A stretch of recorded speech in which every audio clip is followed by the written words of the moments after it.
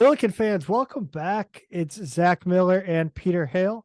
It's the Midtown Madness Podcast. Before we get going, thank you so much for listening. If you're watching on YouTube, don't forget to press the like and subscribe button down below. If you hit the bell icon as well, it'll update you whenever we drop a new episode. And you might need those episodes as a reminder now that we are recording, for the most part, on Monday evenings, releasing on Tuesdays. But new time, same great sponsor. This season of the Midtown Madness Podcast brought to you by 2 Men in a Garden. Whether you like it mild or hot, chunky or cantina style, Monday morning or Tuesday morning, the people over there at 2 Men in a Garden have you covered. I know what you're asking, Zach. Why 2 Men in a Garden? You know what? Why not? I'm St. Louis. They're St. Louis. They taste great. I love things that taste great. And you can pick up any of their great tasting products at any local grocery store or online at 2meninthegarden.com. They're on social media, Instagram, Twitter, at 2mensalsa. Peter. I got a package in the mail from you. You did. It's a little. Why don't you describe it? Do you have it handy? What? Actually, yeah, hold on 1 second. All right, I'm gonna get it.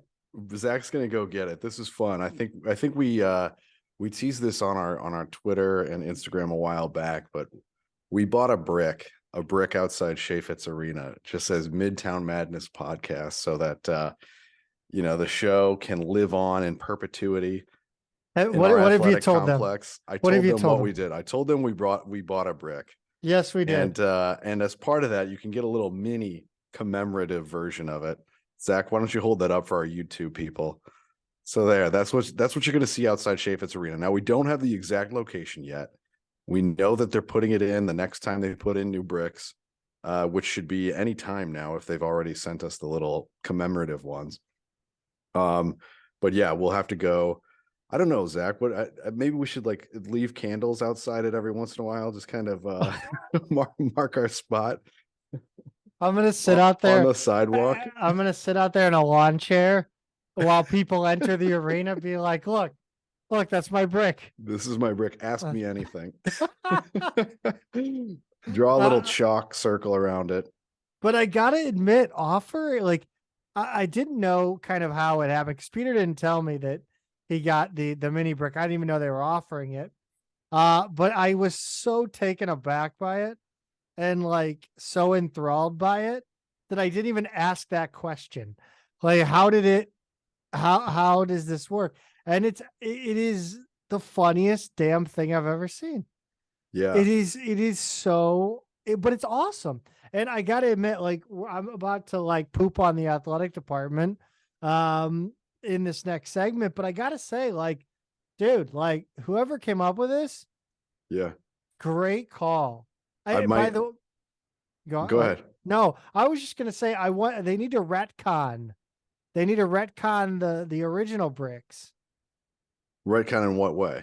They need to, anybody who bought a brick the first time around, they need to start emailing those out, offering yeah, hey, do you whatever it was, I don't even know, hey, for this amount of money, you can get a miniature of your brick that you bought 15 years ago. Yeah, I don't know if they offered those originally or not. They did not. Idea. They didn't. I don't believe they didn't. I don't believe they did. No. I will note that I was a little nervous. They both came to me intact, and I used the same shipping materials to send it back to you, to send yours to you. I was a little nervous though because it's not real brick. It's kind of a sandy paver stone kind of thing, and it's not even an inch thick, right? I mean, maybe a half-inch thick. It's well made. I mean, it is. It's not it's a sandy kind of stone, right? Yeah. I was a little nervous that it would be too brittle in the mail, but no, they held up fine. It does come off as kind of like a little energy bar. Yeah. Anyway, no, it's very cool, and kudos to whoever made that decision Obviously they could have not. So, and it is, I don't know if anybody else offers that, like other college or where they came up with that idea, but good idea. I And a think lot of fun. we've got to say, like, take your picture with the Midtown Madness brick, or just take a picture of the brick if you ever see it out there. 100% chance that we will repost it on Twitter, Yeah. Instagram, wherever you share it, because that's the best. Yeah, just keep your clothes on if you take a picture with the brick, please. um Now I teased a little bit that I had some misgivings. Is that with kind of this Billiken Golf Classics coming up, and if you didn't get signed up to enjoy the Schadenfreude that could possibly be an athletic department outing, go ahead and check out the Billiken Golf Classic auction items. Pete, I'm not impressed, man. Like I think there are two things that really just bother me here. They're just I know what one of them is, so let's get to that second, because you've already kind of teased that one out. What's the other one that's bothering you? Well, it's one item, but it's also multiple items, right? Like they're auctioning off gift cards. I mean, I feel like that's at every auction, though, Is right? it Like really? am I just a like poor? Am I just a there. poor that doesn't get invited to auctions and I don't know that this goes on there? Okay, so look, so my take on the gift cards is like there's usually a handful of things like that as filler, but also like a lot of times they're part of a bigger thing. Like you might have a handful of different gift cards in like a Right. basket, where it's Yeah. like weekend in St. Louis, or some kind of themed basket where you've got like different gift cards in it. Whereas here it's just like a straight up gift card. And when the gift card is like, $40 or whatever. It's $20 to Big Shark Bicycle. There's not a single thing on my bike out there that's $20. Right. Actually, no, there's no water bottle on there. So yeah, nothing on that bike. I mean, if you spend enough at a bike shop, they give you water bottles. I mean, that's, but yeah, regardless, there aren't many bike accessories that are $20. You can make a dent in a few smaller accessories, but I mean, there's no the website is that's not, I mean, that's whatever. That's not so. Also, it's on hold Gift up. Smart. Yeah. Now the one that is just unconscionable. Yes. Mizzou football tickets. What are we doing? Okay, so that's right. So the I guess FMV, fair market value, is that what they're putting these under? Yeah. Right now the current bid on Mizzou football tickets is $640. Enjoy some SEC football with 4 South End Club seats, end zone club seats to the game against South Carolina. I will say on Saturday, October 21st. They are courtesy of one of the biggest sponsors of Billiken Basketball. But do you think it's just disrespectful? I do. It's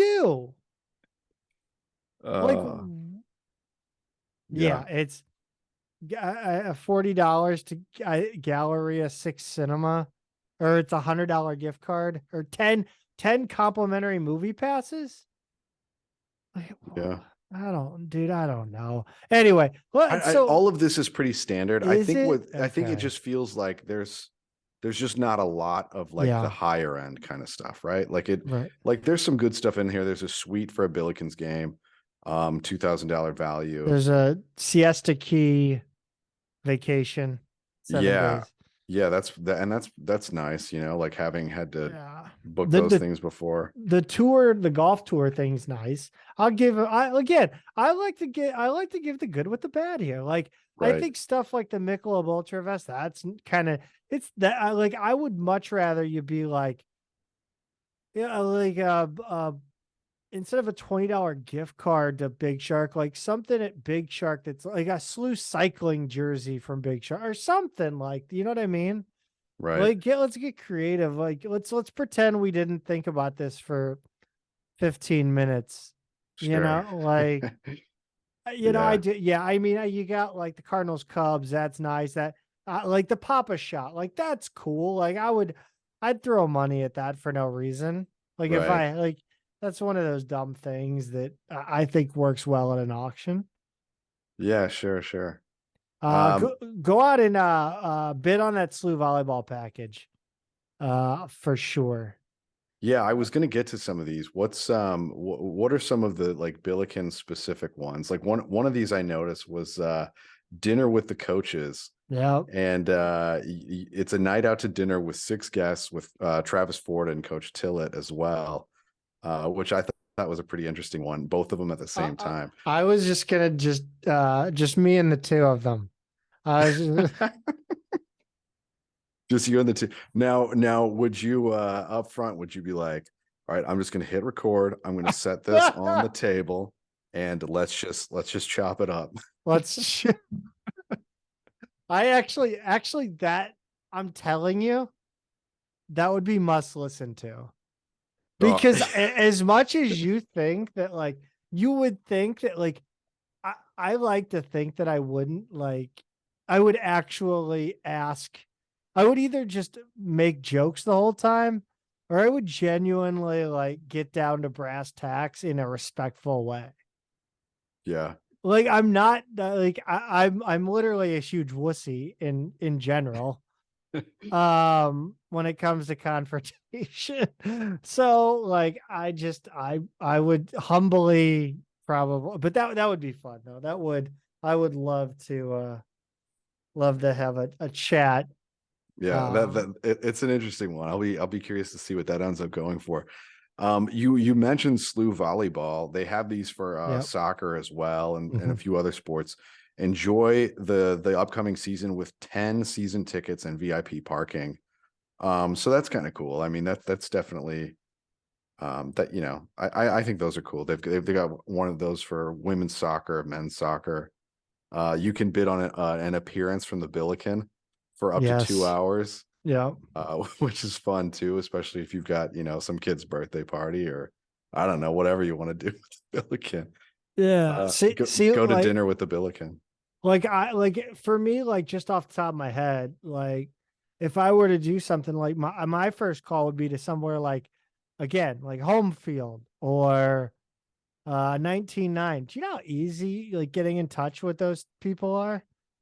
Like Yeah, yeah, I mean, we've both dealt with them. Like it's like they are like super quick with emails. Like you would get like Victory Tailgate. You remember when like they've got like all the Billiken stuff. Like you could have done like a game room package, right.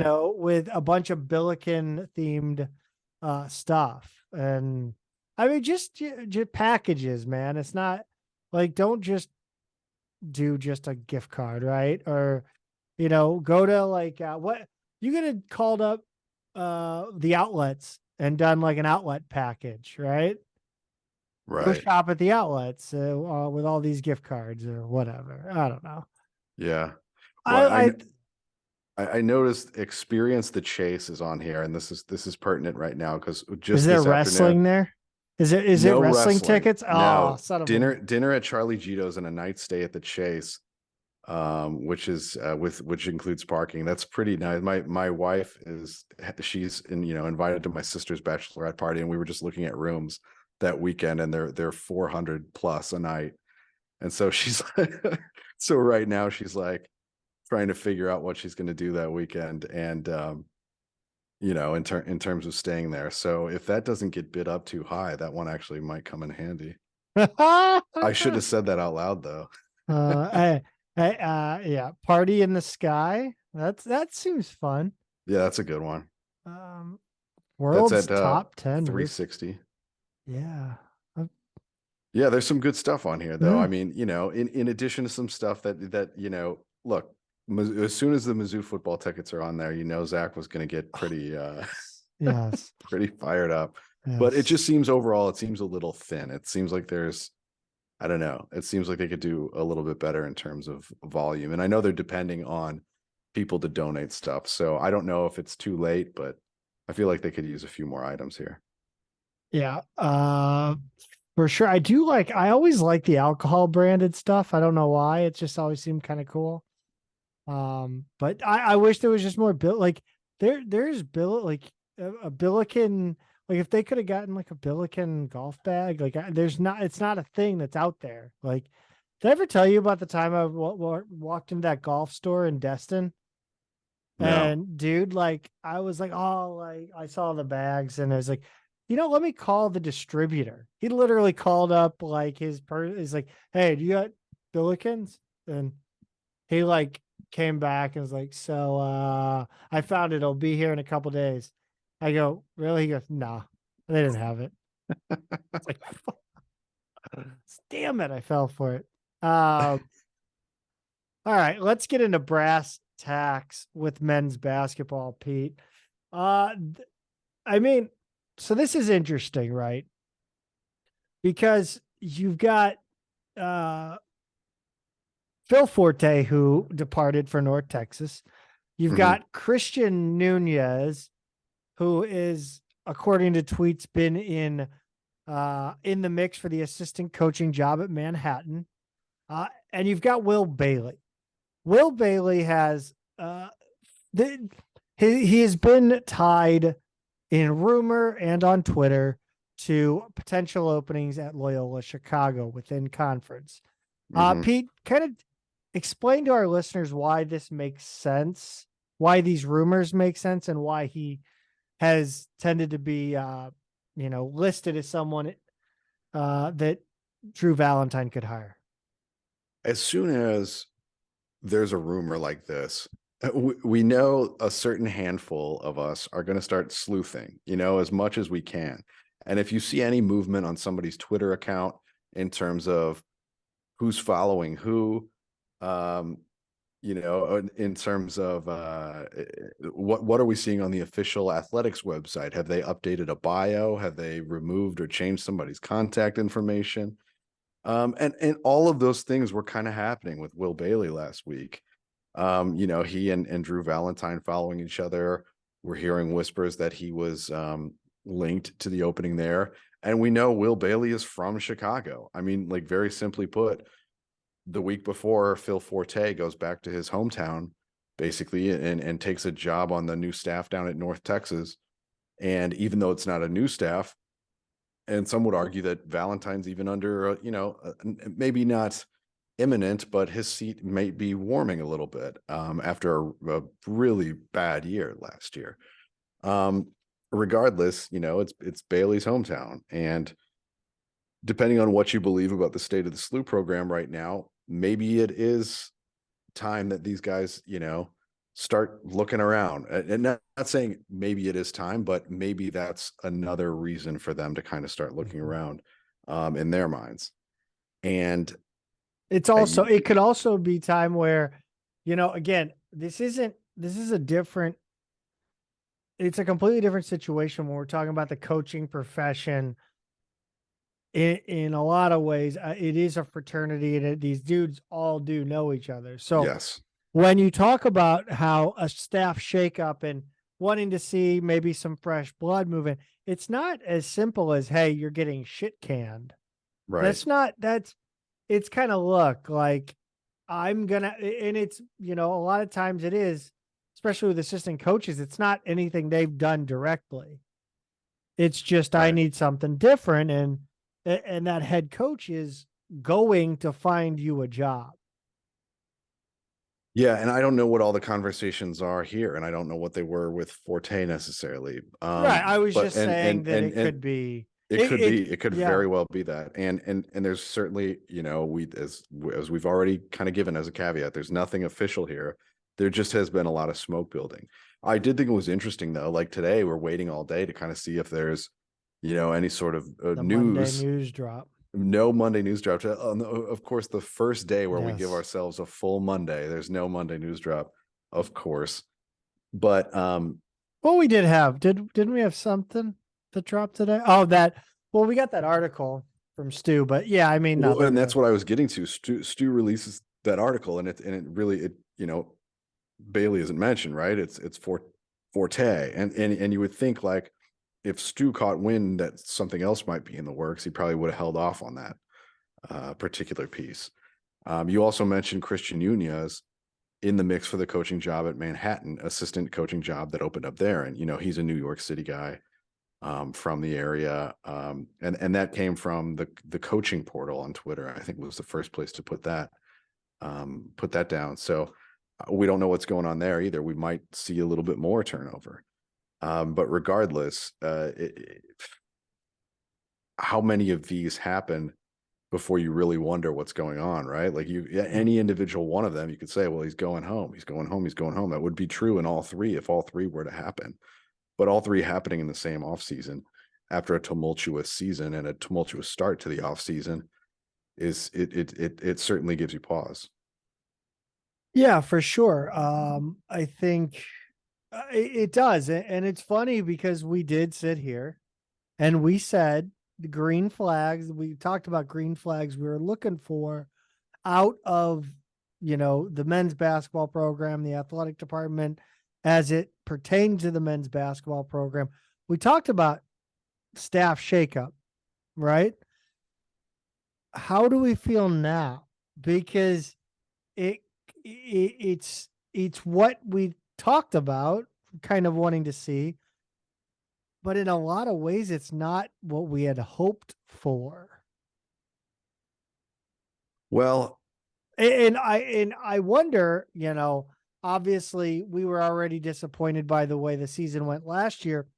Does our opinion of how this staff movement has affected the program, has it been tainted by the fact that Forte has left and now Brock Weiss went decommitted?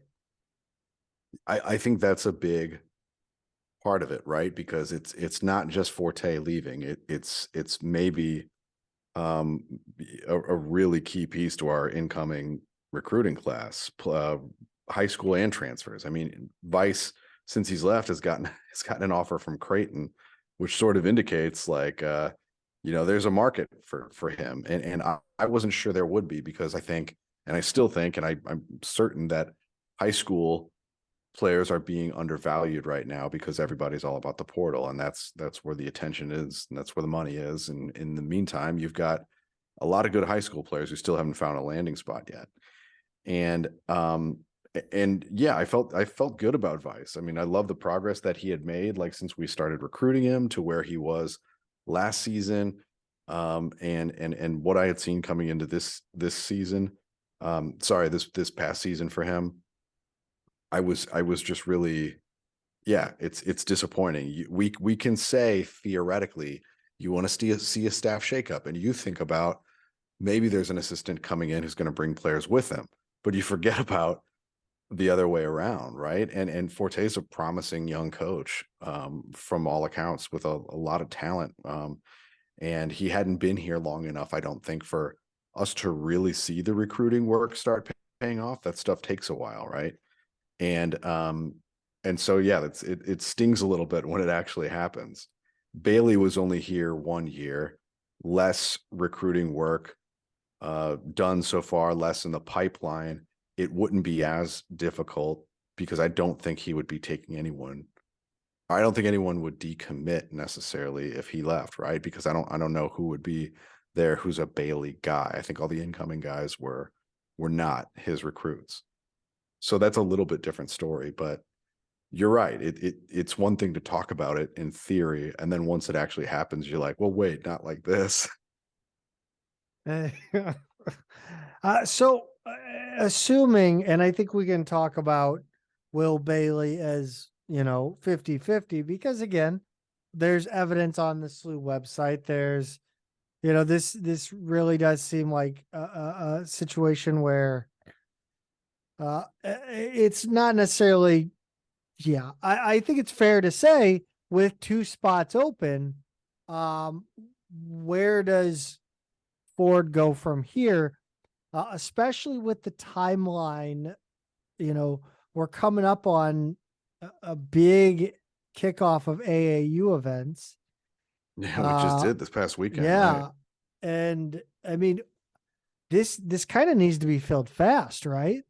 And yet we're here a week after Forte, 5 days after we kind of came to the conclusion that Will Bailey was going to Loyola. Yeah, and yet nothing's transpired yet. So I don't know where everybody was at as of this weekend, but I'm thinking like, I see some social media posts over the weekend from SLU Basketball, and it shows Ford working out with players, doing some individuals in the spring. And I'm assuming Tate went to at least one of those AAU events. But the point is, if you've got Adidas, Nike, 2 levels of Nike, Under Armour, all going the same weekend. I mean, this was the first really big spring weekend for AAU basketball. We clearly don't have enough coaches to spread out among those events. And again, we don't know whether Bailey was there or not, whether he's on the way. We just don't know. But I would assume Tate would have been. I would assume Ford got at least one day at one of those events. I don't know. But we're understaffed right now. It's not enough eyes on the ground. And I know there are people who say, well, it's smart to delay the hiring of an assistant because you can have a guy out there recruiting for you right now who's not on staff yet and therefore not subject to all of the NCAA rules and regulations and all that kind of stuff. But when has that ever happened? I mean, when have we ever let a position go open through April and May, so somebody could be out pounding the pavement on our behalf? I just, like, people say that that's a thing, and I've never seen that happen at SLU personally. I don't know if that's a thing. I've never seen it because I've never. I mean, I can't even think of it like off the top of my head anywhere. But I mean, do we expect more departures? Do we see promotions? Ziagua? Well, Nunez, he and Courtney? Nunez would be the guys who are next in line from within. But you just don't know, because they're both, one's director of basketball operations and one's director of player development, I think. And those are, I would think, kind of parallel positions, under that third assistant level. Right. And we don't know whether they're ready for the call up to be a full recruiting assistant or not. I know Nunez has a little more experience for sure. And Thomas is a young guy. I don't know if they think he's ready yet or not. It's hard to say. Certainly I think if a position were open and Nunez had the option, I would imagine, even though there's an offer in his hometown, SLU's a higher profile job than Manhattan for sure. I don't know what the pay difference is or anything like that, but regardless, I've got to think it's a more attractive, higher profile job. But I don't know there. I don't know. And as for the rest of the staff, the guys, if you're looking at like Brad Lewis and Brandon Courtney and those guys, I don't know what this means in terms of turnover for them. Those jobs are kind of made to be turned over. The grad assistants, maybe not video coordinator as much. That's a kind of a newer role in general. But yeah, the grad assistants, you're trying to move up as quickly as you can, regardless. So there's naturally high turnover in some of those lower assistant jobs, and that's fine. That's kind of what it's meant for. It's supposed to be your first step. So I'm not too worried about those positions. I do worry about not just optics, but just the functionality of a lot of turnover in one season when you don't have a head coaching turnover. Yes, the optics are bad, but we're seeing where the function is a problem. If we don't have enough guys to get out to all the big AAU tournaments, if we don't have enough guys around to run individual workouts, and all of the things that they do in the spring. And yeah, things slow down in the spring and summer for sure, but you still need those seats filled. You talked about slow down in the summer and news. Yeah, I mean, once the portal slows down, that is. I mean, that's Yeah. much Well, different. no, I kind of wanted to get to something we kind of saw on social media and we've seen a lot of lately, man. Like we talked about it, I think with Claggett and T Rob and, kind of that optimism towards the program that, fans don't really share as far as I've seen. And of course, I haven't talked to everybody. Although people like to think I would talk to anybody. Um, but Larry Hughes kind of got at fans a little bit. And it's a even weirder dynamic. I mean, we've seen parents of players hop on billikens.com. I think we saw a little bit on Twitter Mhm. once or twice. I maybe Tanner Land or was Tanner Lancona's on billikens.com. It was that era. It I kind think of it was. I know it involved Tanner Lancona's dad, but I don't remember where it happened. I think that may have been the message board. There were some others around that time It- too. Brett Thompson a few years before yeah, that, like his yeah. mom or something. Yeah, I mean, the only other one we had was a cheerleader's mom on billikens.com, but so that was like we got info on Ruben Cotto. That was weird. Um, but yeah, he's in such a weird position because he's an alumni would you technically call he's a Yeah, former Billiken player. sure. Alum of the program, Yes, if not alum of the officially of the program. school, right? Yes. Uh, and he's the father of a player on the team. Yeah. And I don't think it's a good idea for a parent. I think you kind of have to put your alum hat aside and put your, and be and think about what you're tweeting as a parent. And there's absolutely nothing good that can come from a parent meddling with fans, coaches, social anybody privately or on social media. I mean, hell, look at the Gio Reyna, Greg Berhalter, Oh wow. Yeah. Claudio Reyna. Like, and not that is obviously an incredibly, uh, you know, way more serious case. But like, there's no point in even broaching fans on Twitter regarding the team. I think that's right. I mean, it's also different from the Reina situation in that there you had parents trying to torpedo the coach, and here you have a parent going, "Hey, Sure. let's support the coach." It's a little bit different, but he is in one of the most unique positions, not just as an alum and kind of a public face and an unofficial ambassador of the program, as all those guys are, but as you're right, the parent of a player, by the way, who was a freshman walk on, who's about to be a sophomore scholarship player on a roster that's wide open with opportunity.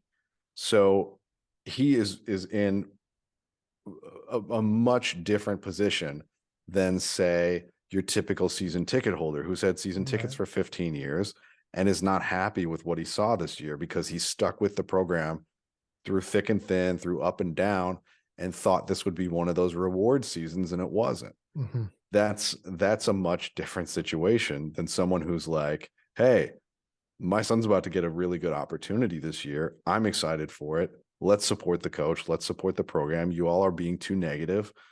Um, it's just a different perspective. And that's something I can totally understand where he's coming from. Do I think any good will come of engaging with angry fans online?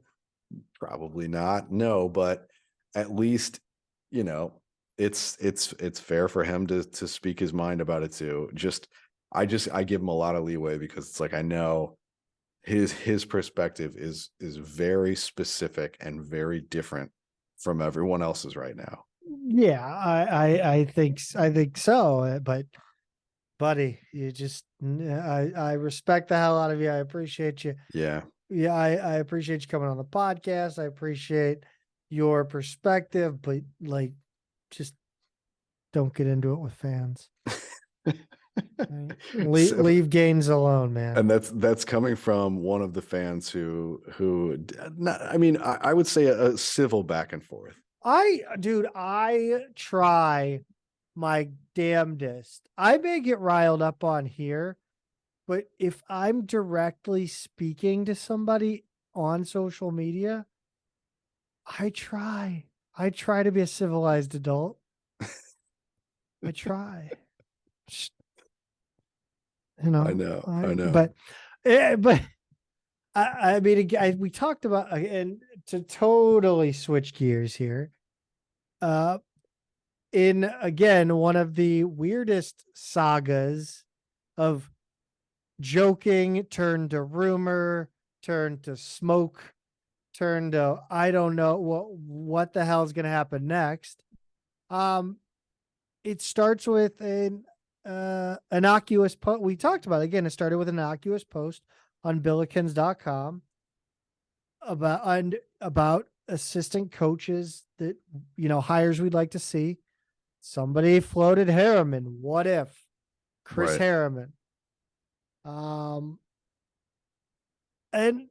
what, now there's smoke? I mean, like, where, the streets are talking, Pete, like, what the hell's going on?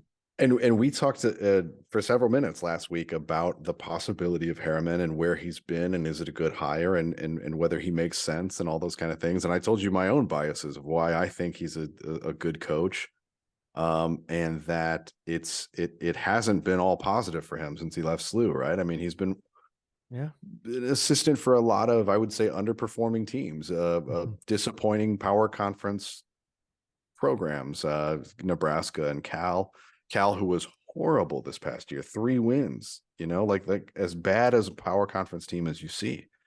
I guess also New Mexico. I guess you technically wouldn't call the Mountain West a power conference, but New He's Mexico seen has a always lot of been a how good not program. to do it. Right. Well, and at New Mexico too, he was there when a coach was fired and was retained by the next coach for not just as a 1-year holdover. He was there for 2 years before he was hired at Cal. And he's an intriguing guy for a lot of reasons, not least of which is he's Australian, and he was our pipeline down there, Cody Ellis, Rob Lowe, and so forth back in those days. And this rumor had people really getting into the weeds on why that might be beneficial to SLU right now. And if this comes to fruition, we'll get into that later. We don't need to get into all the details right now, just based on honestly, I'm too damn stupid to understand it anyway. I tried to whittle down the work that a couple other people had done into an understandable paragraph to go through. And if Chris Harriman comes back to SLU, we'll get into it. But if not, I'm not gonna get into the weeds on it. But I do think there's a little intrigue there, and certainly a little smoke building on social media, and the streets are whispering. And I agree, Zach. It's been a really funny arc that started with, just a random, basically accidental post among the fan base, and who knows, maybe things were already happening completely separate than that. But it certainly feels like people manifesting something. If it comes to fruition, I will add it to the list of Billiken athletics things that I have willed into existence. And I will take it to my grave. Because I think I can just be happy with the I certainly want to continue to impact Billiken Nation through this podcast, but I think I can safely appreciate my own contributions if I accidentally willed Chris Harriman to be an assistant coach for the Billikens. I love the idea of people just reading your messages for ideas, like Travis Ford's. I've told you, I have fresh, and he's like, what, Zach? I like that actually. What's funny is I've always said that I would love to go into the athletic department once every 2 weeks, sit down for an hour, and just drop a legal pad down on the table and these are the dumbest ideas I've come up with. Feel free to parse them down and steal them. Yeah. Right. Just give me season tickets for that. That's all I want. I just Uh, want to, You're an infinite well of ideas, and all you want is a season ticket in return. all. Yes, yeah.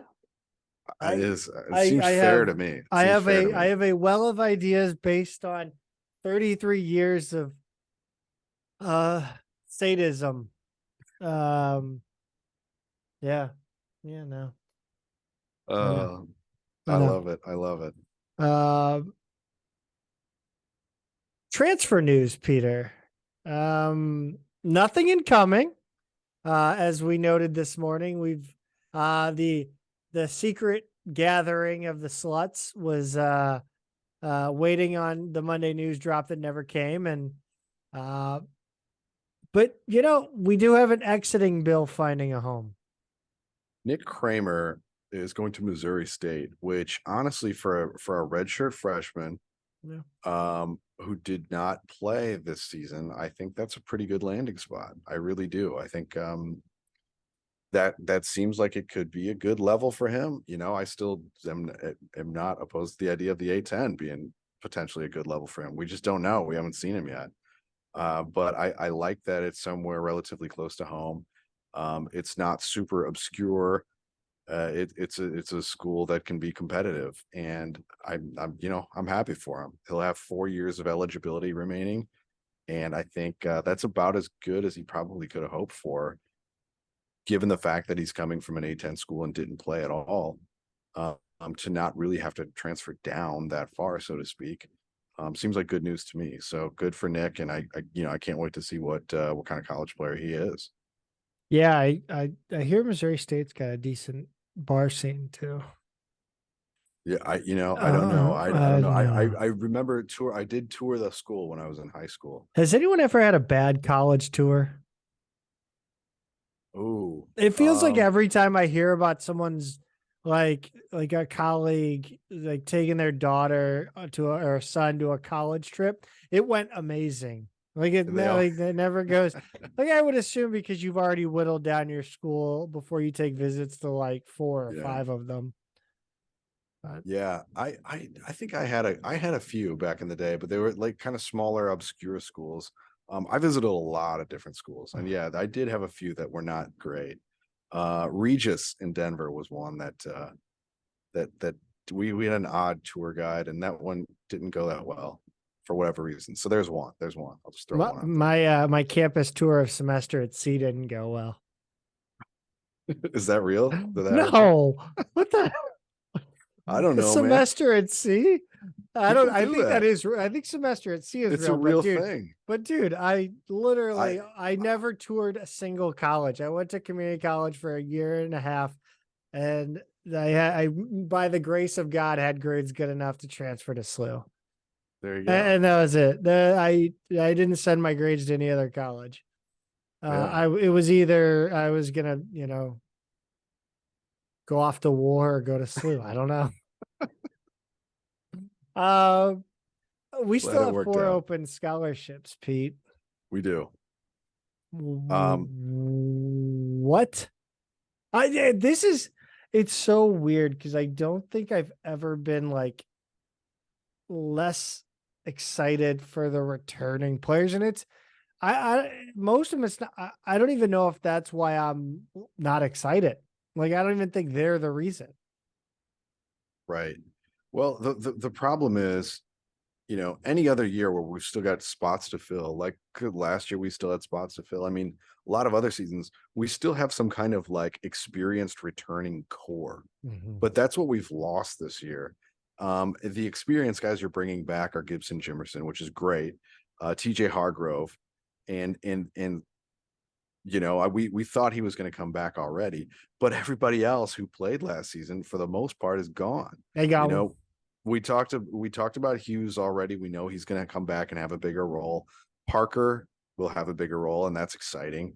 We don't really know who Daniel Rivera is. We haven't seen him yet. I We don't no, literally, I don't know who he is. Can you point him out to me? we don't know who Kellen Thames is yet. We hear he's grown some more. He can take hits too. We know he's trying. We're trying to get him a red shirt. Yeah, he's resilient. Noland Medley, are going to be new. Bruce Zhang, new, again, a bit of a mystery. So that's the other thing. It's like, it's not just that the guys we haven't played a lot. Some of them are complete mysteries. Like Bruce, Daniel Rivera. These are guys I've had less information on than almost anyone we've ever recruited, let alone signed. I mean, that's incredible. And Rivera's been here a year. Rivera was the missing piece this year. Who knows? Maybe.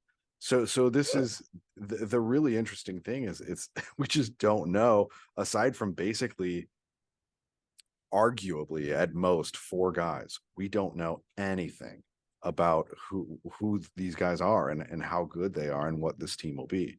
And then we've got 4 open spots to fill. We don't know what we have, but what do you think we need? Well, on paper, we don't have any bigs. We have with Vice opting out of his LOI. The only big guy we have is Bruce Zhang. He's 7'1", but he's an incoming freshman, right? It's not like he's even a transfer. The next biggest player is Rivera, who, depending on what you look at, he's 6'6" or 6'7".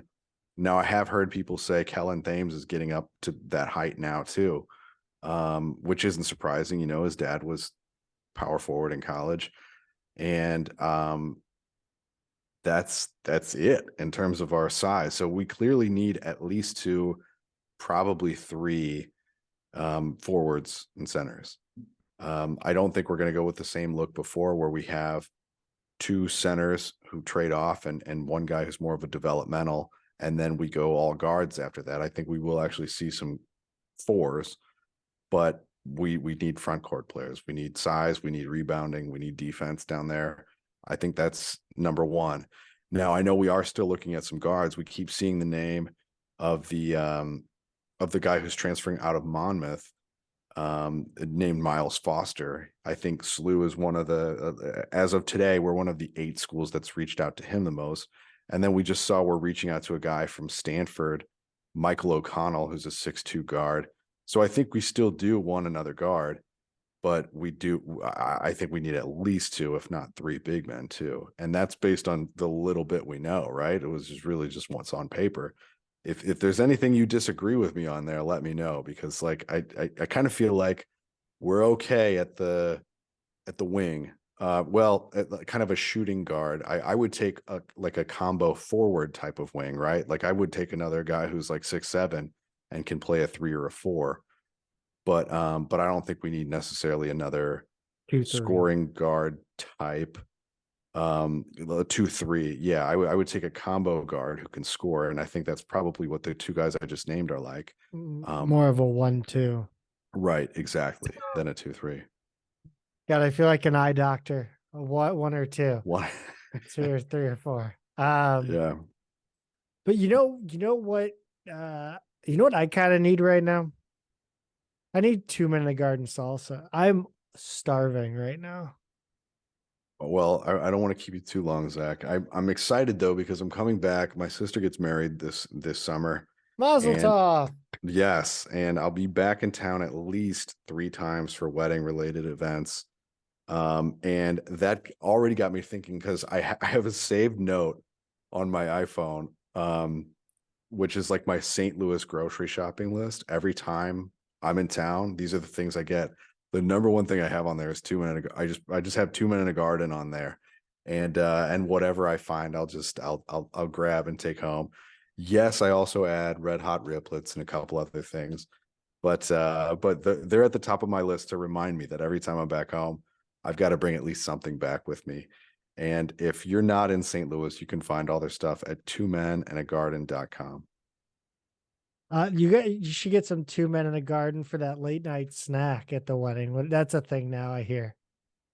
Yeah, look, my sister, I'm sure she's got a vision for what she wants. I'll probably have to smuggle some in there if I want some. Her fiance, by the way, is like he has a small media production company, and they do a lot of wedding videography.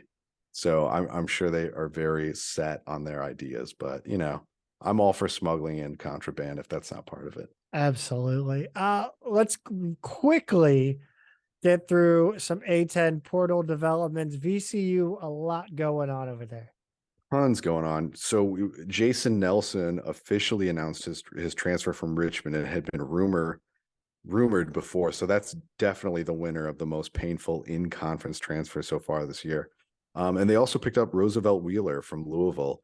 And then the new coach, Odom, brought in 2 transfers from Utah State, Sean Barstow and Max Shulga, both double-digit scorers. So, Zach, it's not great news for the rest of the conference that they're bringing in the best players that he had at Utah State, the point guard from Richmond that we struggled with this year, and then a power conference transfer. It seems like they're just kind of reloading. It's just going to be a much different team, but VCU is still going to be a contender right away in this conference.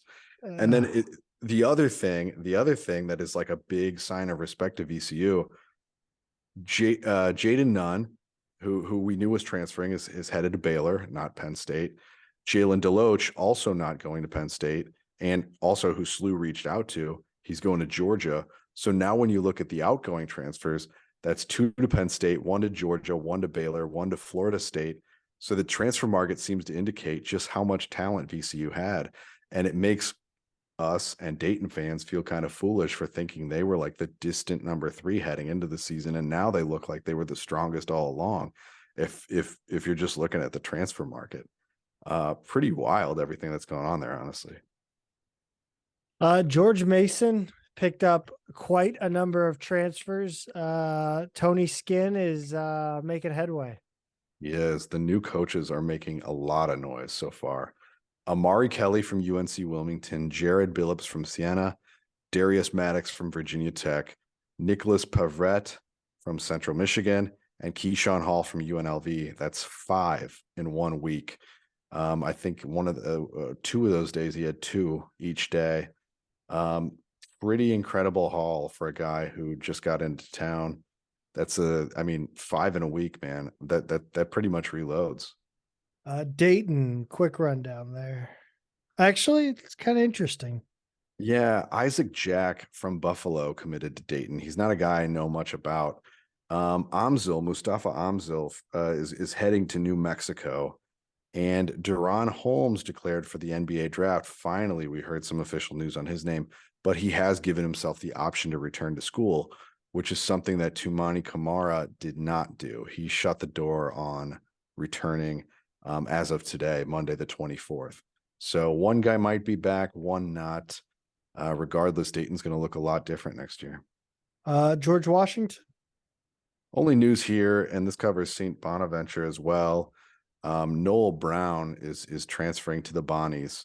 He's like about 6'11" big man. Didn't play a ton, but he should get a shot at Bonaventure. Only if he's a starter. That's true. All of their bench players basically transferred again. Yeah. What's going on at Duquesne? Kevin Easley is heading to Coastal Carolina, which is his 4th and final school. He's a grad transfer now. But the Dukes did land Andrei Savrasov from Georgia Southern. And what I love, Zach, Delusion. Some of their fans think they're in the mix for Bronny James. Some things never change. Delusion is certainly one of them. Yeah, did you know, as I mentioned this morning, that Keith Dambrot coached LeBron James? He's still never bought a beer in Akron based on that little tidbit. So there you go. Also, noted user of racial slurs, Keith Dambrot. Loyola Chicago transfer. Yeah, they got Greg Dolan from Cornell. That was one that happened, I think, right after we recorded last week. My idea. Yeah, exactly. Another Ivy Leaguer. And then Marquise Kennedy is actually going to stay in town, heading from Loyola to UIC. So he's going from the A10 to the Valley. I don't know why that was attractive. I think it's kind of odd, honestly, to go to a crosstown school that's not necessarily a higher profile thing, but maybe they just said, hey, look, you're our guy if you want to come down here. So It's an easy move, certainly. He's just going to the, just barely south of downtown, from way up north. Rhode Island has a few here. Yeah, Ish Leggett is he was in the portal, but he's going to sign with Pitt. And then Alex Chiku, how did we say his last name? Chiku? Yeah, probably. Yeah, he just hit the portal this week. But this one's interesting to me, Zach. They landed Always Right. That is his actual name. Always Right. His younger brother is All Right, and Right is the last name, Wright. He comes from Northeastern Oklahoma Community College, where he was a freshman this year, but he attended Joplin High School in Missouri, and his brother All is a junior there this season.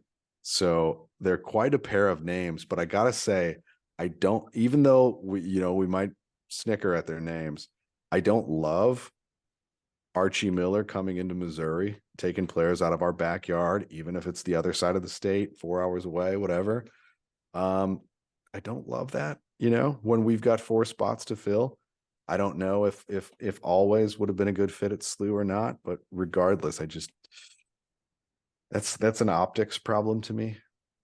Yeah, I think I almost give it, a little pass because he went to the community college, That's He did. that's Yeah, where that's you can another. lose track of a local, I think, easily.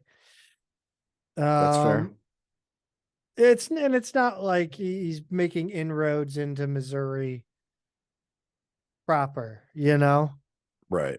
Right. Yeah, that's true. Couple from St. Bonaventure here.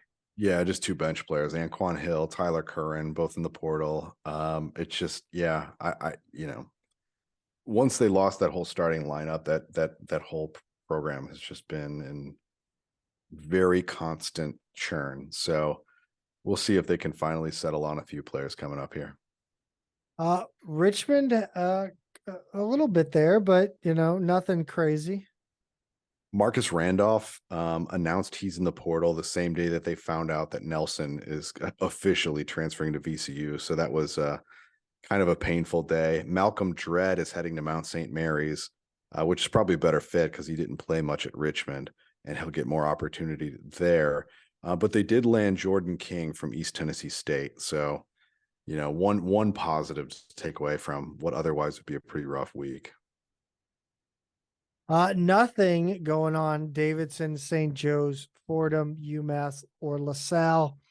Let's pop over to the trivia question of the week. This one had a little bit of controversy.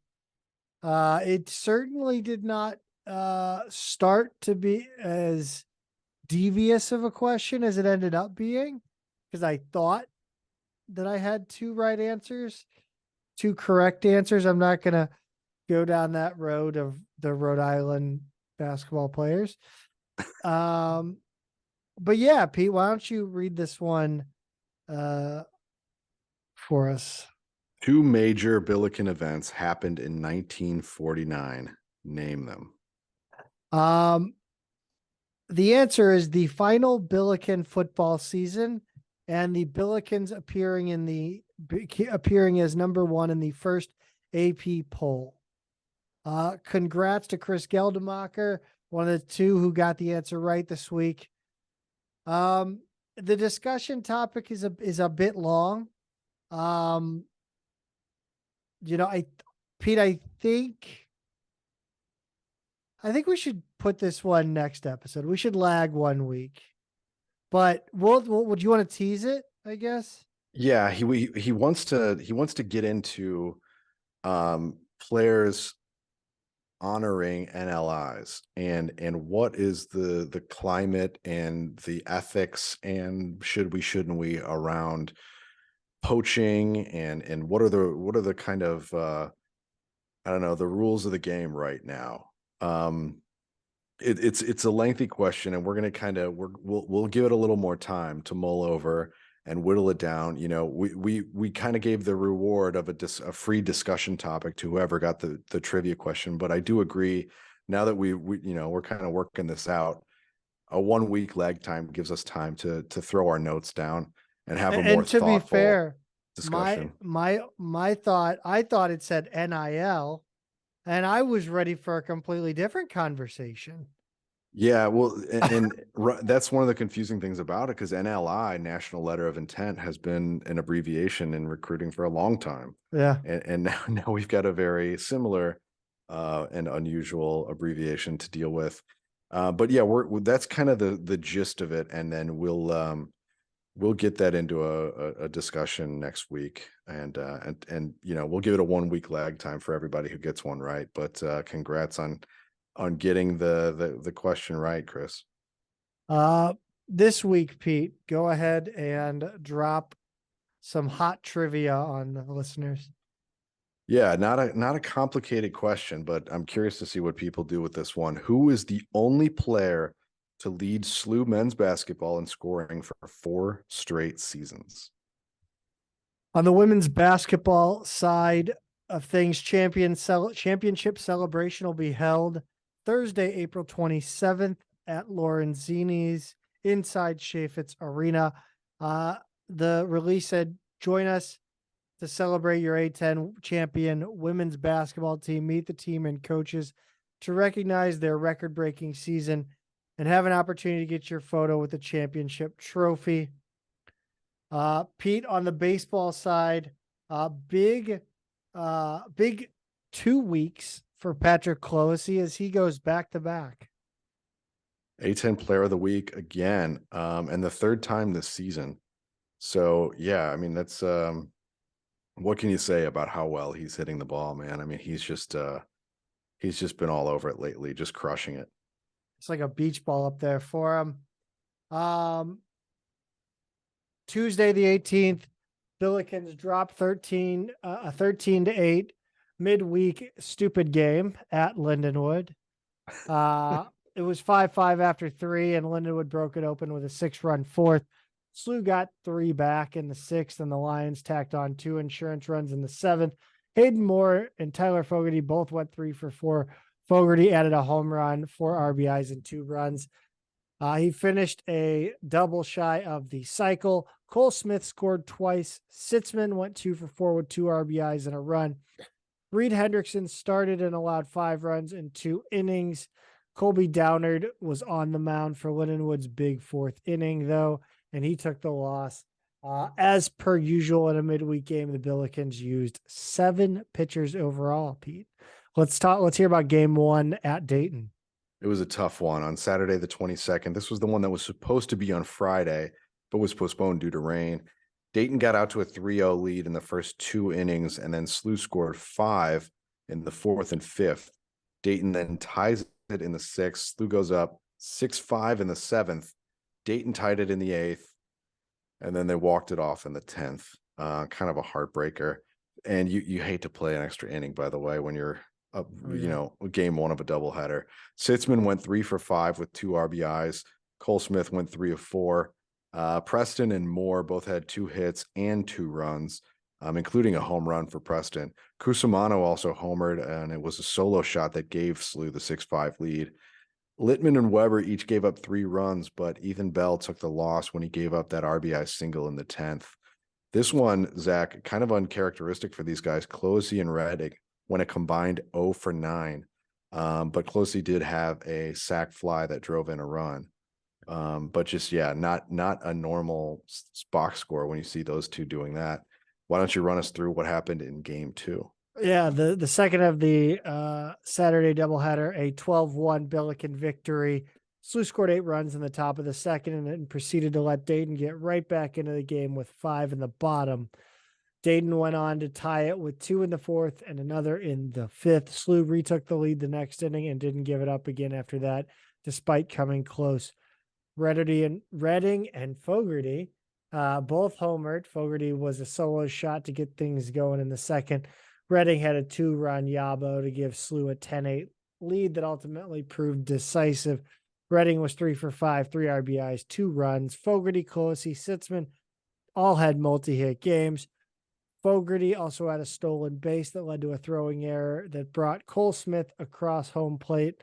Dayton had 7 errors Fogarty's homer was the only earned run of those 8 in the second inning. Ben Cherico, Slew's second pitcher of the game, got the win, and Evan Gray got the save. Sunday, not another tough one for the Billikens. In a pitcher's duel this time, it was a 2-1 loss.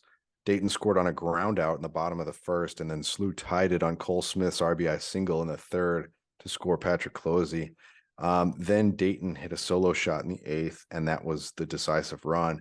Slew held Dayton to just 3 hits, and they had 6 themselves, with Smith and Cameron Swanger each having 2. Jackson Holmes gave up 1 run in 6 innings, and Jack Weber pitched the final 2 frames and gave up that homer, so he was tagged with the loss. Kind of a good news, bad news in the A10 standings, Zach. Slew's still in good shape, but you got to feel like the losing 2 out of 3 in Dayton was a missed opportunity. Yeah, it was. Getting a little separation from second place Davidson would have been nice. The Billikens and the Wildcats almost mirror each other in a lot of ways. Both 9-3 in conference. Billikens 23-14, Davidson 23-15 overall. Richmond and Dayton sit in 3rd and 4th, 8-4. Rhode Island and VCU 7-5. VCU George Mason 6-6. Surprising there from VCU. Also, the other George is 6-6 too, as Washington is at 500 in conference. Fordham and Bonaventure both 3-9. And then UMass just stinks on ice. 1-11, 6-25 overall. This is it's weird to look at these standings, isn't it? It is. I mean, it's not just like what we're used to in basketball or anything like that, but this is weird for baseball too, because Davidson and VCU were so good last year, and Richmond was pretty good too.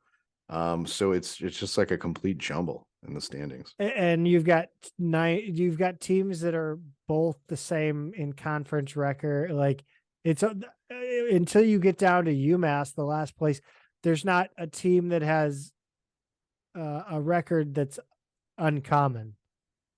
Like everybody's, got someone with the everybody's same record. tied in the standings. Yeah, it's weird. Yeah. Next up for the Billikens, a weeknight home game on Tuesday the 25th versus Western Illinois. And then they take on VCU in a weekend series in Virginia, the 28th through the 30th. That'll be a big one, even though VCU struggling this season at 6-6 and 20-20. Pete, heading over to the smaller diamond. I don't know, whatever you call. I don't know. Yeah. I don't know. What's going on in softball, Pete? Nothing but good news over here. They had they're on a win streak, Zach, and we'll get into it, but started with a 5-2 win over Loyola in the first game of a doubleheader on Wednesday the 19th. They took a 2-0 lead into the bottom of the second on RBI singles from Jocelyn Abbott and Cammy Newbanks. And then Abby Mallow, who else, hits a 2-run single in the 5th to make it 4-0. Loyola did get 2 back in the top of the 6th, but Mallow gave Slew an insurance run on a sac fly in the bottom of that inning. And then Chloe Wendling, who was incredible this week, took a no-hitter into the 5th, wound up giving up 5 hits, but still got her 15th win. And then, Zach, they kept it going in game 2. Yeah, they did. And this softball team's so good right now. It's wild. 8-2 win versus Loyola Wednesday the 19th. Slew got out to a 3-0 lead in the first with an RBI triple from Gabby Kowalik and a 2-run homer from Mallow. Again, continues to mash. And they never surrendered the lead. Loyola got 2 back in the 4th. Slew added 3 in the 5th and 2 in the 6th. Ryan and Marietta had RBI triples. Kendall Johnson, RBI single, and the other run was off of a throwing error. Kelly Hanner pitched all 7 innings for the win. And I believe I said it wrong because I think it's Kylie Hanner. We did get a clarification yes, from a team parent over this week, and we appreciate that, by the way. But yeah, when I saw, I kind of hinted at that last week. I was like, I saw it Kai, and I was like, ooh, I wonder if she's Kylie. No. And as it turns out, she is Kylie Hanner. So sorry for getting your name wrong. We'll get it right now. 6-2 at St. Joe's. Oh, sorry. Go ahead. This is on you. All right, Saturday the 22nd, game one of another doubleheader. SLU scored 3 in the third and 3 more in the fifth. St. Joe's could only get 2 back after that. Number 2 to 4 in the lineup, Sullivan, Kowalik, and Mallow each scored twice. With Abby Mallow again, 3-run homer, her 11th of the season, most in the A10. Sullivan, Kowalik, and Kelsey Etling had 2 hits apiece, with Etling adding 2 RBIs. Jane Kanicki drove in the other run on a sac fly, and Chloe Wendling got a complete game win. Both runs were unearned. Outstanding week continued for her. Game 2 on Saturday, 7-6 win at St. Joe's. St. Joe's had a 5-4 run after 4 that held until the 7th. Yeah, that is not a 7. If it is on a teleprompter, Ron Burgundy will read it.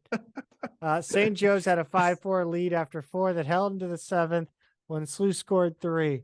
The Hawks got 1 back in the bottom of the inning, but it wasn't enough. Chloe Ryan was 1 for 3 with a home run, 2 runs, and 2 RBI. Natalie Sullivan went 2 for 4 with a run. Marietta with a 2-run double that gave SLU the lead in the 7th. SLU's final run came on a throwing error. Kylie Hanner pitched 5 in the 3rd innings, but Wendling got the win in relief because the game was decided late. I am absolutely shocked that I did not see the letters MALLO in succession under this game. Nor the next one. But it Mallow, didn't matter. you're slipping. But the next one was just a Venture, pitcher's duel. she stinks. Yeah, Bats got quiet in this one. It was a 2-1 win at St. Joe's to sweep the series. Yet another sweep, by the way. I think that's 3 straight in conference. Sunday the 23rd, the winning streak continues. It's now at 8, which is 1 shy of their school record. Gabby Kowalik hit an RBI triple that scored Chloe Ryan in the 3rd, and then later Kowalik scored on a wild pitch. She had 2 hits on the day, which is cool because SLU only had 5 hits overall. Good news is that Chloe Wendling held St. Joe's to just 3 hits on the day, and their only run came on a passed ball in the 6th inning. St. Joe's did have the tying run on second with 1 out in the 7th, but Wendling shut down the next 2 batters to ice the game and grab the win. She now has a career high and league leading 18 wins. She did win A10 Pitcher of the Week for this week's performance. And the series, the good news here, got SLU above 500 overall at 23 and 22. And They're also bowl really, eligible. They're bowl eligible. So why don't you run us through the A10 standings in softball, Zach? Yeah, a battle at the top of the standings between the Billikens and the Fly Girls. I don't know why I thought that was funny. I guess I did. I like it. I mean, they literally call their baseball team the Fly Boys. So yeah, okay, sure, why not? We'll go with In Living Colors house dance team. You're old. Call them the Fly Girls. No argument there. Yeah. Followed up by the surprise Ramblers of Loyola Chicago. I don't think any of us were sure how they would translate, but again, the Missouri Valley is a very good bat and ball league. George Mason sits in the 4th spot with a 13-7 record. Fordham 8-9, Rhode Island 6-11. It's becoming contagious between you and I. Mm-hmm. The mixing of words. St. Joseph 6-13, Bonaventure 6-14, UMass 5-12, George Washington 5-15. This conference just, it is not good. No, it's not. I mean, Dayton looks like a pretty strong team this year. They're 31-13 overall, but nobody else really has the kind of record where you really bat an eye. I think George Mason's a decent team too, but yeah, everybody else is kind of 500 or under, unfortunately, which means, good opportunity in the conference championship. Anything can happen. The Billikens are home all week. First on Wednesday, the 22nd against Lindenwood, and then a weekend series against George Mason. Doubleheader Saturday and a game on Sunday, the 30th. Men's tennis, Pete. Talk about the Northern Illinois match. 4-0 loss up at their place, which is where DeKalb on Monday the 17th. Adam Behun and Elliot Akindi led their number 3 doubles match 5-2 before play was halted when Northern Illinois clinched the doubles point. But they did turn around and get a 4-1 win over Duquesne in Dayton on Thursday the 20th. That was a makeup match from earlier in the season, which was also supposed to be in Dayton. SLU lost in number 1 singles, but won 2 through 4 with Theo Ortiz, Adam Behun, and Luca Leonardo all coming away with wins. The 5 and 6 spots went unfinished. SLU also lost number 1 doubles, but won in the 2 and 3 spots. Ryota Fukushima and Ortiz won, as did Behun and Akindi. So they got it done there. Finished the regular season 15-5, Zach, tied for the 3rd most wins in program history. And next, they've got the A10 Championship in Orlando from this Wednesday, the 26th, through Saturday, the 29th. Women's tennis 4-0 win versus Duquesne in Dayton on Thursday, the 20th. Figure that one out. SLU swept both singles and doubles, although 3 singles matches and 1 doubles match went unfinished. Minnesota, Hesham, and Alashina won in singles. Alashina and Minnesota won their doubles match, and Xander Gines and Maya Spencer. They finished the regular season with 17 wins, tied for the 2nd most in program history to the 20 wins they had in 2016. This is the 4th time they've won 17 in a season. Like you said, Orlando, Florida, A10 Championship, Wednesday the 26th, Saturday the 30th. Peter, a quick rundown of track and field at Illinois. Yeah, so they ran at the Gary Weineke Memorial on the 21st and 22nd and had a pretty good meet. On the men's side, Will Stewart set a school record in the 200 meters with a time of 21.48 seconds, beating the 21.75 mark set by Miles Gascon last season. Evan Brenderman and Jaden Kuwaido came in 1st and 2nd in the triple jump at 13.99 and 13.91 meters, respectively. Danny Hopkins finished 2nd in the 400, and Craig Putnam was 3rd in the javelin. On the women's side, Emily Nichols won the 400 with a time of 57.39. Maddie Person was 2nd in the long jump at 5.73 meters. She also placed 3rd in the 100-meter hurdles and the 200 meters. Madeline Rowald won the javelin with a personal best distance of 42.71 meters. So next up, Zach, they've got 2 kind of high-profile ones, the Kip Janvrin Open in Indianola, Iowa, and the Drake Relays in Des Moines.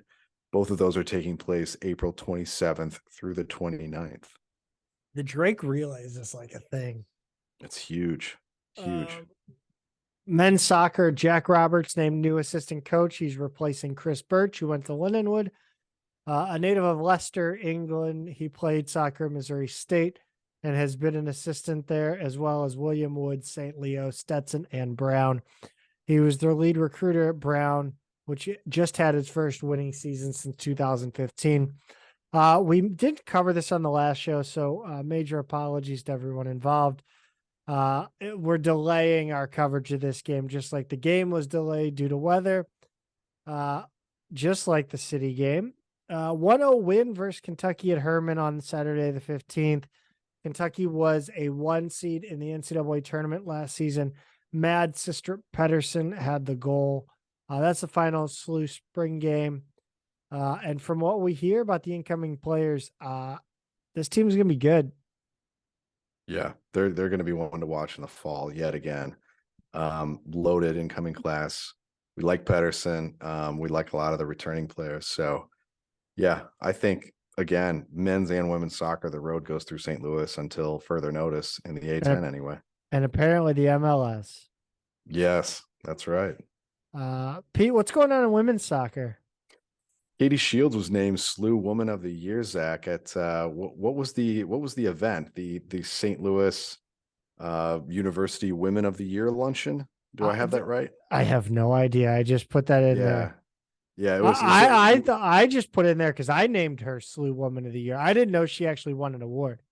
I think she gets the lifetime award from us for that. Yeah, definitely. But yeah, we just found that out today. She was one of 5. recognized by the SLU Women's Commission. The Mary Bremer Women of the Year is the official title. And that was actually held today as we record, Monday, the 24th. So congrats to Katie Shields, always very deserving of all the awards that she and her program rack up. But even just as exciting, Zach, I mean, they've got a new assistant coach, Jenna Bracken.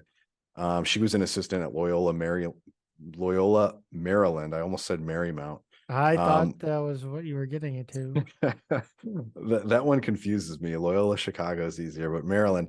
And then Wagner before that, she was a standout goalie at the D2 level at Kutztown University in Pennsylvania. And she's also kind of helped develop goalkeeper training programs. So she's obviously going to work with the goalies and, which is already a position of strength for SLU. And she's going to be involved with every facet of the program, according to Coach Shields: player development, recruiting, social media. So pretty exciting to have that position filled and have her on board. And Coach Shields, she knows goalies, and so you gotta figure if she's pulling in a goalie as an assistant, she knows what she's doing. Anna Walsh received the A10 postgraduate scholarship. It's a $5,000 scholarship given to one athlete at each A10 school based on a combination of athletic and academic performance, along with community service. Walsh is attending SLU Law this fall. Keeping it in-house. 4-1 was the score over Central Missouri on April 19th at Harriman. In a spring game, Emily Gaby got 2 goals just a few minutes apart in the first half, and then Caroline Kelly and Hannah Sawyer got one each. Zach, the best part about reading about this game was I was like, oh my God, all these players are coming back. It's like not even fair. It's just not fair. If you're, I don't know, Dayton or Richmond or whoever else in conference, you just got to be like, really, they're all those players are coming back. Like, we lost key seniors and they're so loaded. It's just incredible. So yeah, Stop the count. Seeing all these names in the spring has been fun. And then they played another one, Zach, against Wash U. 5-1 win versus Wash U. Saturday, the 22nd at Harriman, Caroline Kelly had a hat trick. Hannah Sawyer scored, and someone else scored. I don't know who. Yeah, we were relying on fan accounts for this one. To quote Guy Phillips, checking into the game, a lot of guys. He should be fired every time he does that, by the way. He should have been fired 20 years ago. Yes, he should have. Pasta House isn't that good. Thanks to Lord Elrod on Billikens.com for the rundown. He toughed out a cold night to see this game and provide a recap. Also, Lord Elrod, is that a Lord of the Rings? What is that? I meant to look that up. I forgot. But I wanted to cite my sources for this one because they don't put up, they don't put up the box scores or recaps or anything for spring games. But he went and put up a recap on Billikens.com. So wanted to give him credit. Elrond is from Lord of the Rings. Yeah, he's half elf. He was the one played by what's this actor? The good looking guy? Oh no. He was in Jurassic Park too. I'm blanking on his name. Samwise? No. The actor. Sam Levine? No. God, look up Elrond, man. I'm blanking on his name right now. Sam Neill. Is that right? Sam Neill? Oh, yeah. He's the one who played him in the movies. All right, that's who Lord Elrond is. For those of us who did not read those this is what you get when you listen to over an hour and a half of us jabber. Yeah, that's right. Speaking of Wednesday the 26th, Billikens will play McKendree, and then Saturday the 29th versus Illinois, both at Harriman Stadium.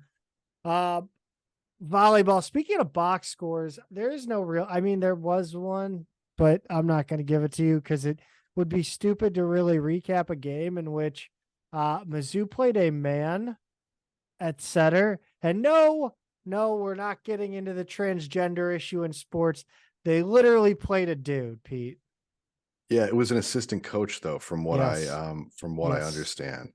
But I mean, I guess suffice to say the spring game was not most. I mean, it was good run. Yeah, I it's mean, good. it's always good to play competition, but yes, yeah, like it doesn't obviously matter. a box score would not be super helpful in this one. Wendell Camargo, I Yes, believe would be Wendell his name. Camargo. Yes. Yeah, he's listed as the recruiting coordinator at Mizzou. Yeah, he did have a couple blocks. I will say. All right. But yeah, no, it was funny. Yeah, it was just funny to see. But women's sports teams play against male practice players all the time. So this Yeah. is nothing new. Volleyball was playing with male practice players when I was the manager. And while I was in school, the women's basketball team had male practice players. Yeah, I think that Pizzotti started that while I was there. Like she wasn't doing it like when I was a freshman, but by junior year or so, I know she had brought in men's players to practice against. And it kind of felt like a new thing at the time. Again, 20 years ago now, but yeah, it's definitely been going on for a while. But how, I mean, otherwise, like, was it pretty competitive? I mean, Yeah. was SLU hanging? I mean, SEC volleyball is no joke. Yeah, Mizzou hasn't been great. I think they're relatively new. They have a relatively new coach too. Mizzou looked pretty good. But SLU still had the same issues. Which you'd expect, same roster for the most part. There were some injuries. Demetrius Sarlia didn't play. And then there was another player on the bench who I'm trying to recall who it was, but it was hit there. The errors seemed to come late in the games. Mm-hmm. So like it would, and later in the match. So as the match went along, the Billikens the passing errors increased. That first set was clean. The second set was a little bit muckier. And then the third set was pretty rough. But yeah, I thought, I really liked the way, Andrea Beatty, was interacting with her players. I tried to watch a lot of that and try to get an aspect of kind of what she was bringing energy wise, her demeanor on the sideline. I think it's not a fiery, it's a fiery personality, but it's a slow burn. It's a even keel burn. Yeah. Not ranting and raving, not getting super hyped up, but what I thought it was funny a couple times. You'll see a volleyball game where the ball will head off near a table, and one went over by the Billiken bench, over by the scorer's table, and Beatty physically got in the way of her player and literally was like, please don't go after that ball. And I thought that was just really funny. Yeah. So it's the little things. Yeah, that she, I think she did that on at least 2 occasions. Yeah. So, I'm looking forward to seeing where she takes this program. And they did get a commitment. We tweeted and Instagram shared it. I can't remember the name right now. But yeah, we'll update what we can on the volleyball program. But for now, that wraps up the week in Billiken Athletics, Pete. Any parting words? Looking at Mizzou's volleyball roster, I'm seeing Melville, Lafayette, Marquette. It's going to be interesting to see SLU be, more competitive, I think, in some of those local recruiting races over the coming years. So excited to see what Coach Beatty and her staff have in store. That wraps up, as I said, the week that was in Billiken Athletics. Follow us on Twitter at Midtown Mad Pod. At Peter is a tweeter, at Zach Miller MMP on Instagram, at Midtown Mad Pod. We appreciate any all suggestions you might have for the show. Subscribe, rate, review. 5 stars and a review would be awesome. But as always, go Bills. Go Bills.